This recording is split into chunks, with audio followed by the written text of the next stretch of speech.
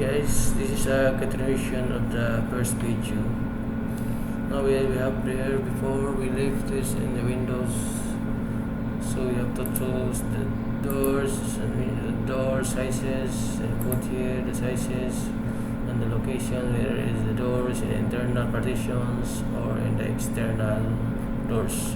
And then the windows, you have all here the choices. Also you have a drop down list, just put the dimensions and how many sets. Okay, then let's go back to the data entry of the room dimensions. Example, bedroom 1, the size of bedroom 1 4 by 3.5, either 3 by 3.5, it's up to you. It depends on your project you're holding, and the height of the room. We should put this height because we're going to calculate it. It will automatically calculate the area, and we have also the painting. It will take from here. Okay, the kitchen, carport, whatever. You have the T&B, you have the toilets. If you have 2 toilets, just put the dimensions and the height. Okay, then go to the walls. If you have external CMU block walls, just check your drawings, check the total length and take the height. Internal partitions, you have a CMU partitions inside, take the total length and put the height. If you have a gypsum partitions, just take the length, total length and take the height. If you have any hardiplex partitions, just take the length, 6 meters and put the height. Okay, then go back, then go to the ceiling.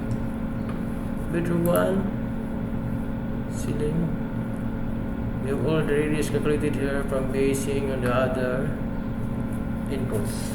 What you need to change here is just to select your gypsum or you're using hardiplex.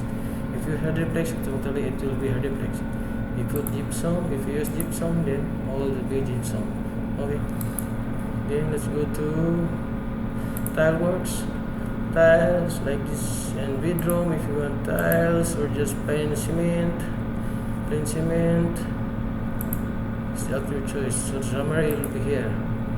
You have the paints also. You have the summary of interior paints and the summary of exterior paints. Nothing to touch this one, only just input here the finishes. Then you go to plumbing. This is direct inputs based on your actual. You can add also some materials here based on your actual construction requirements. Just input here pipes, whatever, water closets, faucets, step-on. It will goes directly to the bill of materials. The same also as electrical. Just input all the requirements, the pieces. And the roofing, we have different size now. Modern houses are different shapes. So just check the area by sectional area. Area 1 length and width. Area 2 whatever the size is. If you have a triangular roofing, just take the right base and the height, and you have the total area of the roofing. Barbering schedule, you can see I simplified it. I programmed it to make it simple for the users. You have a drop down list here, just select any of these grid beam columns, beams, whatever structure you want. Any codes, any shapes, code 21 to 14, there will be different shapes here. Automatically it will change the shapes. And you have the options for the rebar sizes from 10 to 36 mm. Of course, the unit weight will change, depends on the rebar diameter. Then you have here the design cut 14 pieces.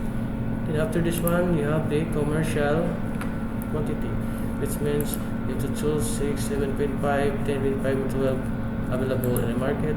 When you put 6, it will be 14 pieces, then and so on. You can see all this one and the summary of your rebars. Okay, we're finished preparing. You will go to summary. Earthworks, automatically you have the earthworks. Done and put all the details, foundations, whatever you have there. You have the excavation volume, backfilling, and you have the gravel bedding. Concrete, automatically you have the concrete total here. Volume, you have the sand,